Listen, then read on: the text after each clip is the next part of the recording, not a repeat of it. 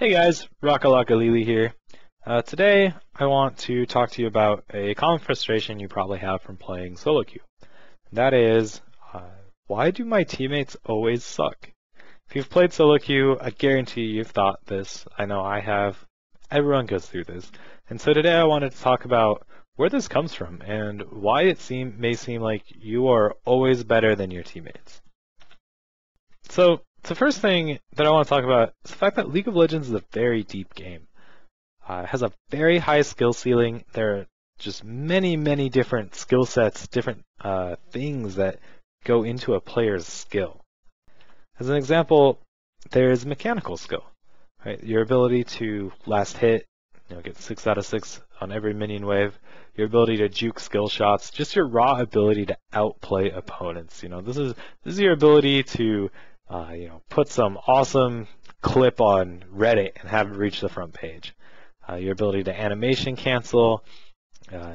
You should be able to cancel animations. Like if you're playing Riven, you should be able to cancel the animation of our ult windup. That's just this tight little mechanical tricks that really differentiate play, and this is what lets you outplay your opponents.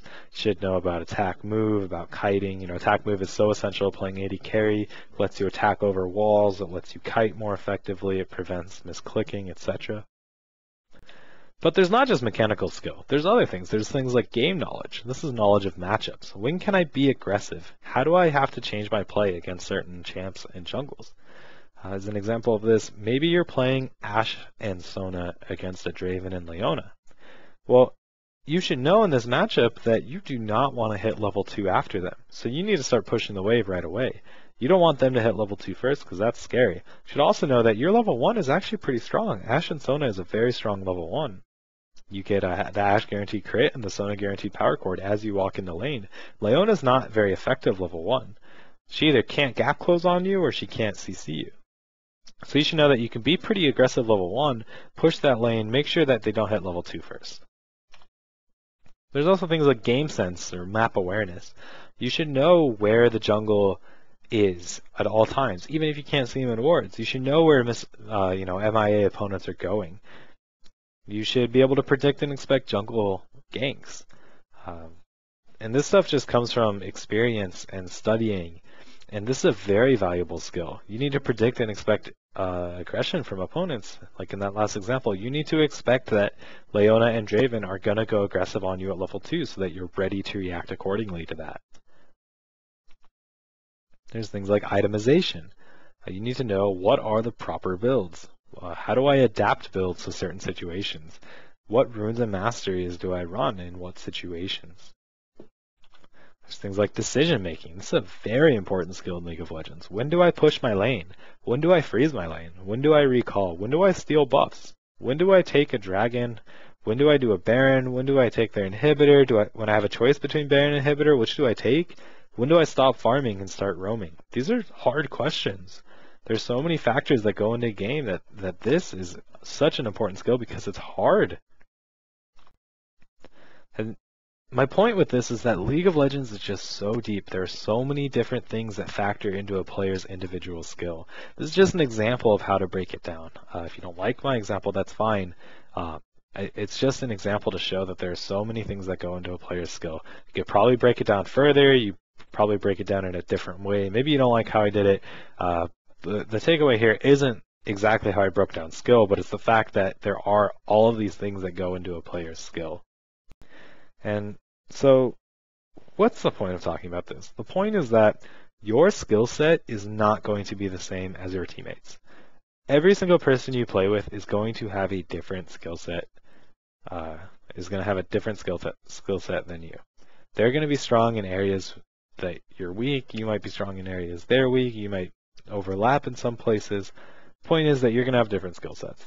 What this means is that you're going to notice the mistakes other players make in the areas that you are strong in. And on the flip side, you're not going to notice your own mistake in the areas you're weak in. If you're not a great decision maker, you're not going to recognize when you've made a poor decision. But if you have a teammate that is a good decision maker, they're going to recognize your poor decisions. They're going to think, wow, why didn't you push before you recalled there? Or Why didn't you expect that jungle gank to happen? You know, these are things that other players might notice in your play that you don't notice. And on the flip side, you're going to watch them and you're going to be like, wow, how did you miss that last hit? Why did you walk into that skill shot? Things like that. Put this into a visual example. Let's say we have this diagram here that represents all of League of Legends skill. So if this thing is completely filled in, that means you are the guru of League of Legends, the best player the world's ever seen. No one can beat you. Then let's take silver players. Let's say maybe a silver player typically fills in about 30% of the diagram. And if player 1 has this diagram on the left in the red, then he's a pretty solid mechanical player. He knows how to itemize properly. He's an okay decision maker, but he's really lacking in game knowledge and game sense. And on the flip side, we have player 2 over here with the blue. Player 2 is an excellent decision maker. He has superb game sense and game knowledge, but his mechanics are weak and he doesn't really understand itemization. He's not keeping up with the flavor of the month builds. Well, who is a better player? It's hard to say because player 1 is going to look at player 2 and he's going to see him making all of these mechanical errors. He's going to see him not doing these flavor of the month optimal builds. You can see the red area here, the areas of red sticking out. This is where player 1 is stronger than player 2. And so player 1 is going to notice these gaps in player 2's play. Player 1 is going to conclude that player 2 is a bad player. He can't last hit. He doesn't know what to build. On the flip side, player 2 is going to watch player 1. And if you look at the blue areas here, these are the areas where player 2 is stronger. Player 2 is going to look at player 1 and see and look at this poor decision making, this poor game sense. It's going to think, oh, well, that gank was so obvious. How did he die to it? This guy sucks. So think, oh, he didn't go aggressive level 2 as Riven. This guy, what is he doing? He doesn't even understand his champion. These are things player 2 is going to think about player 1, and player 2 is going to conclude that player 1 sucks. So at the end of the day, both players have concluded that the other one sucks. But who's actually better? They're really about the same skill level. Now, other reasons you might seem to run into always encountering bad players on your team. First is that League of Legends is very snowbally. Item efficiency goes up with higher tier items. A BF sword is going to give you more AD per gold than a longsword, and it gets even worse as you start completing big items. And experience advantage is massive early game. The difference between a level 2 hero and a level 1 hero is huge. The difference between a level 6 hero and a level 5 hero is huge. So all of these things, they just contribute to making one small mistake can literally lose you the game. The other thing is bad games. Everyone has bad games. I have bad games, you have bad games, everyone does. The difference is that when you play a bad game, you have a tendency to just think, oh, it's just a bad game, I made this mistake and it snowballed, it's no big deal. But when a teammate has a bad game and they feed, you don't think, oh, it's okay, it's just a bad game for him. You think this is a bad player. This is standard for him, he's a bad player. This is actually a pretty interesting thing called the fundamental attribution error, and I'd encourage you to look into it. It's very interesting, especially because you can just see how it applies so heavily to League of Legends players. Another thing is that there is a big difference in play styles and the results you achieve through them. A player that plays extremely aggressively, they're going to win big or lose big. There's no middle ground. They're either going to absolutely crush or they're going to get crushed. And on the flip side, passive play, it's going to be hard to lose, but it's also going to be hard to win. If you just play really passively, you're probably not going to lose your lane. And if you do, it won't be by much, but you're also rarely going to crush your lane. And so when you have an aggressive player on your team, and it's one of those games where they lose big, you're going to think, wow, this kind of goes back into the bad game. You're going to think, wow, this is a bad player. Because he just went 0-7. Why is he in my league? But then the next game, he could go 7-0 on the same champion just because he plays really aggressively. And when it works, when you play aggressively, you win big, and when it doesn't, you lose big. This actually just happened to me in solo queue the other day. Played a game, I was jungling, we had this Twitch bot lane, he fed, he went like 0-8, lost us the game single-handedly. The next game, he was on my team. He played AD carry again. I didn't say a word to him. I supported him this time, and we absolutely crushed lane. We went like 12-0. And the difference is that this guy was a guy that just played very aggressively. And in the first game, he got behind, he kept playing aggressively, and he lost big. In the second game, he got ahead, he kept playing aggressively, and he won big. So these are just a few reasons why you might notice that your teammates are always bad. The thing is that if you're stuck in a division, you are not better than your teammates.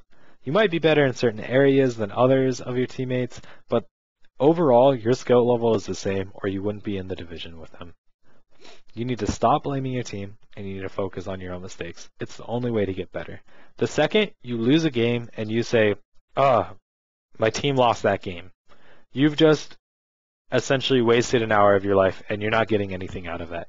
You're not going to improve. You're not going to learn anything from that game because you've already decided that there's nothing to learn from that game. My team lost the game for us. Don't do that. Focus on your own mistakes.